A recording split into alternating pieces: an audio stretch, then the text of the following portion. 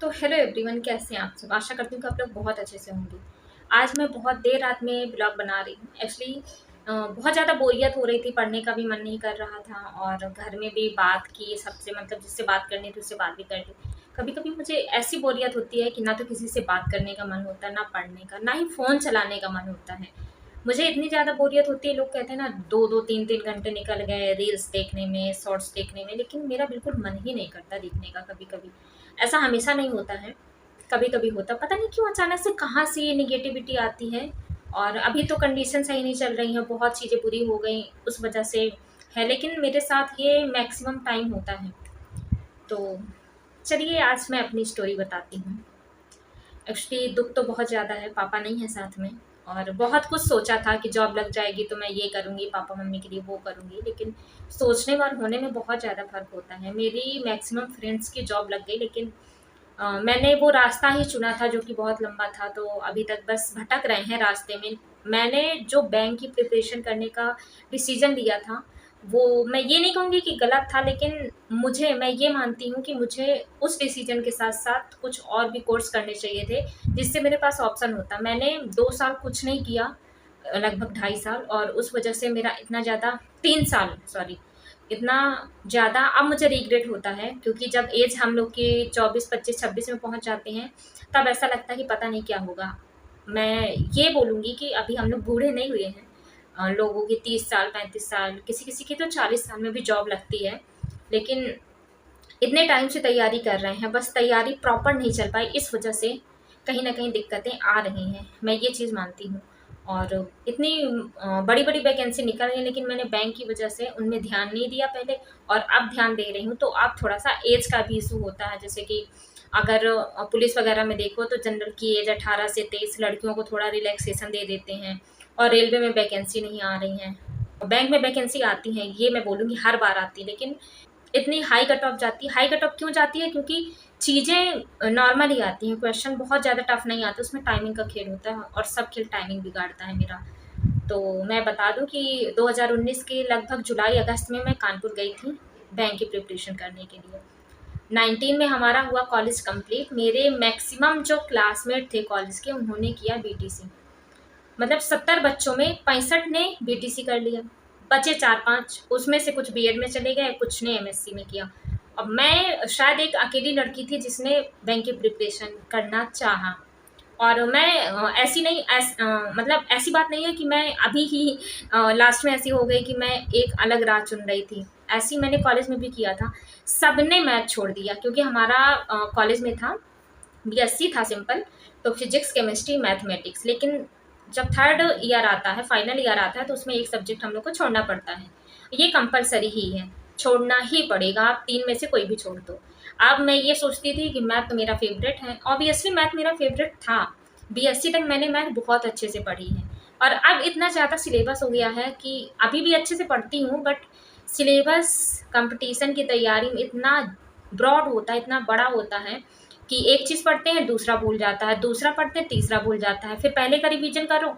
ये सारी चीज़ें चलती रहती हैं पूरा टाइम।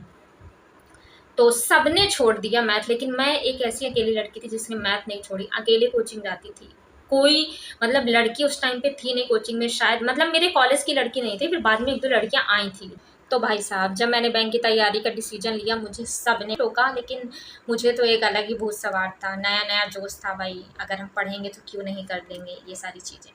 मैं ये नहीं मानती कि मैंने गलत किया उस बैंक की प्रिपरेशन को चूज़ करके, बट उसके साथ-साथ मुझे और भी चीज़ें करनी चाहिए थी। अगर और चीज़ें होती तो हो सकता है कि आज तक मेरी जॉब लग गई होती, और पापा के सामने जॉब लगती तो कुछ अलग ही चीज़ें होती। उनको कितनी खुशी होती वो मैं नहीं बता सकती। मुझे जितनी खुशी नहीं होती, उतनी खुशी मेरे मम्मी-पापा को होती, क्योंकि मेरे पापा ने हमेशा मुझे पढ़ने के लिए सपोर्ट किया है। गाँव में लड़कियों को कोई नहीं पढ़ाता है, ज़्यादातर 12th करा देंगे, शादी कर देंगे, कॉलेज करा देंगे। कैसा कॉलेज? एडमिशन करा दिया, पेपर दिया और जाके, ये वाला। और मेरे पापा ने, मैं मतलब 12th के बाद बाहर रही हूँ, रूम लेके रहना और कॉलेज में पढ़ना, ये सारी चीज़ें। फिर मैं कानपुर में भी रही 2-3 साल। उन्होंने कभी नहीं कहा कि तुम घर आ जाओ, कि पैसे की दिक्कत है, कि मैं नहीं दूँगा, ये सारी चीज़ें। फिर मैंने बोला मुझे बीएड करना है, उन्होंने उसमें भी हाँ कर दी, उन्होंने कराया मुझे। तो पापा मम्मी की बात ही अलग होती है। वो अपने बच्चों के लिए जितना कुछ कर जाएँगे ना, वो कोई नहीं कर सकता है। और सबसे बड़ी बात है कि लोग लड़कियों को पढ़ाना नहीं चाहते। उनको लगता है कि लड़की को क्या पढ़ाना है।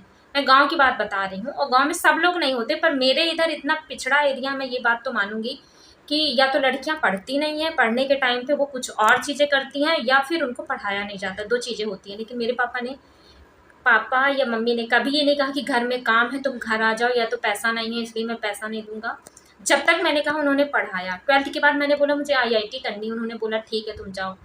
मैं सारी तैयारी करके कानपुर भी पहुँच गई। फिर वहाँ पे मुझे दीदी लोगों ने, जीजा जी ने समझाया कि पापा ने हाँ कर दिया है, वो कहाँ से पैसे लाएँगे? उनको जो दिक्कत होगी वो अपने बच्चों के साथ कभी शेयर नहीं करते कि हम तुम्हारे लिए ये चीज़ कर रहे हैं, वो चीज़ कर रहे हैं।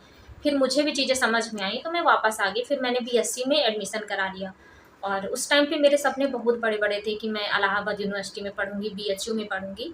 तो मैंने एंट्रेंस नहीं दिया था, मेरे पास कोई ऑप्शन नहीं था, पहले मैंने आईआईटी का सोच लिया। हालाँकि मैंने फिर गवर्नमेंट कॉलेज है यहाँ पे, अतर्रा टाउन है, वहाँ पे मैंने अपना फिर बीएससी कंप्लीट किया। फिर उसके 19 में हमारा बीएससी कंप्लीट हो गया। उसके बाद मैं चली गई कानपुर। वहाँ पे मैं जाते ही मैंने बैंक के सारे फॉर्म फिल कर दिए, जितने भी 4-5 आते हैं। मुझे कोई मतलब नहीं था कितनी फ़ीस है, कितना पैसा बर्बाद हो रहा है, क्योंकि मैं थी बहुत बड़ी वाली पागल। जब मेरी प्रिपरेशन स्टार्ट ही हुई थी, और मैंने ये सोच के फॉर्म भर दिया कि अरे उसमें मुझे एक्सपीरियंस मिलेगा, और लोग बोलते भी हैं ना एक्सपीरियंस मिलेगा, बट ऐसा कुछ नहीं होता है। अगर आपकी प्रिपरेशन कंप्लीट नहीं है ना, कभी फॉर्म मत भरिएगा। ऊपर से बैंक के फॉर्म इतने महंगे होते हैं, और मैंने अपने मम्मी पापा का इतना पैसा बर्बाद किया है। बस ये लगता है एक बार जॉब लग जाए तो वो सारे पैसा जो मेरी पढ़ाई में लगा है, फिर उसका कष्ट ना हो कि अरे इतना पैसा लगा, उतना पैसा लगा है, ये सारी चीज़ें। तो मैं तो भैया मैंने इतने फॉर्म भरे कि जब मेरी तैयारी नहीं भी थी तब मैंने फॉर्म 19 में भी भरा, 20 में लॉकडाउन आ गया, तो शायद 20 में नहीं भरा। फिर 21 में फिर मैं कानपुर गई, फिर उस टाइम पे बीच में फिर लॉकडाउन आ गया था, फिर थोड़े टाइम के लिए घर आ गई, फिर मैंने फॉर्म भरा। तैयारी पूरी नहीं हो पाई, मैं फॉर्म पे फॉर्म भरती गई। फिर 21 में मैंने भरा बीएड एंट्रेंस का फॉर्म। फिर वहाँ पे मुझे गवर्नमेंट कॉलेज के लिए मैंने अच्छे से तैयारी नहीं की थी, प्राइवेट कॉलेज मिल रहा था। पहले मैंने काउंसलिंग नहीं कराई, लास्ट में काउंसलिंग कराई, तो पूल काउंसलिंग हो रही थी, जिसमें पूरी फीस पूरे साल की एक बार में देनी होती है। तो इसलिए मैंने पापा को बोला ही नहीं, क्योंकि मैं बोलती वो कहीं न कहीं से अरेंज करते, लेकिन वो कहाँ से करते वो तो वही जानते ना।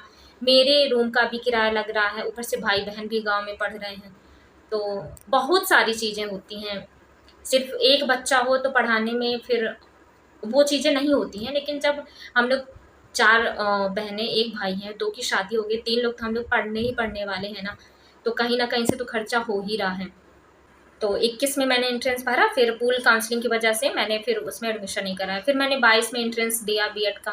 फिर मैंने प्राइवेट कॉलेज, एक अच्छा कॉलेज मिल गया था, मतलब फ़ीस वहाँ की थोड़ी कम थी, 80-82 हज़ार में हमारा बीएड कंप्लीट हो गया दोनों साल का।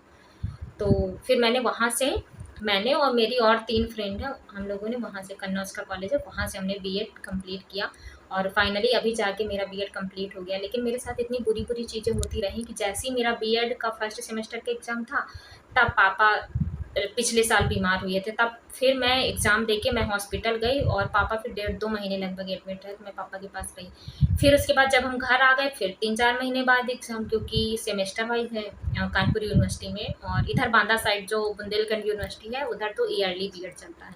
और फिर 3rd सेमेस्टर के एग्ज़ाम थे मेरे, तो तब मेरा पुलिस का पेपर था, और अभी जब 4th सेमेस्टर के एग्ज़ाम थे, उससे पहले पापा एक्सपायर हो गए। तो बहुत सारी दिक्कतें लाइफ में आई, लेकिन अब समझ में आता है कि हमको दिक्कतों के साथ कैसे अपनी चीज़ें मैनेज करनी पड़ती हैं। हमारा मन चाहे या ना चाहे, फिर भी हमको करना पड़ता ही है। तो ब्लॉग बहुत लंबा हो रहा है, इसलिए फिर अगले ब्लॉग में मिलते हैं। Bye bye.